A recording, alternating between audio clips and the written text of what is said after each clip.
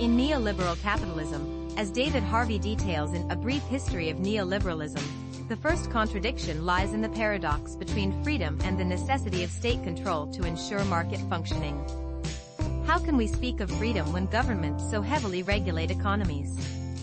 The second contradiction centers on the dynamic between globalization and local autonomy, where globally there are economic interdependencies but locally there is resistance to integration.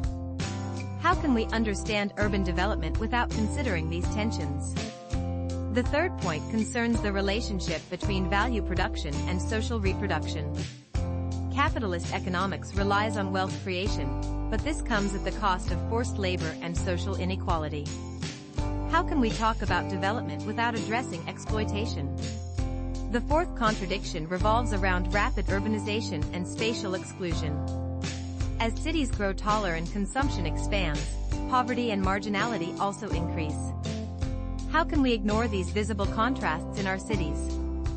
The fifth contradiction is the paradox between capital accumulation and inequality. As the rich get richer, economic attractiveness diminishes for many workers. How can we speak of general prosperity when there is a chasm of wealth? The sixth contradiction involves the tension between competition and cooperation in the economy. Firms compete for resources while also needing to collaborate to survive. How do we balance these dynamics in a capitalist society? The seventh point deals with the conflict between market immorality and social ethics. While markets drive efficiency, they often sacrifice ethical principles to gain profits. How can we have a just system if conduct norms are subordinated to money? The eighth contradiction is the dilemma between labor flexibility and social security.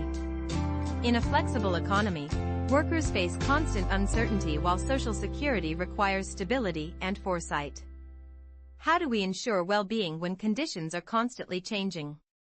The ninth contradiction involves the tension between knowledge production and control of information. In an innovation-based society, efforts are always made to dominate information flows to maintain competitive advantages. How can we promote progress if we limit the dissemination of knowledge? The 10th contradiction is the paradox between individual autonomy and market subordination. In a system that promotes personal independence, individuals are required to follow economic directives to survive. How do we maintain freedom when we are constantly manipulated by capitalism?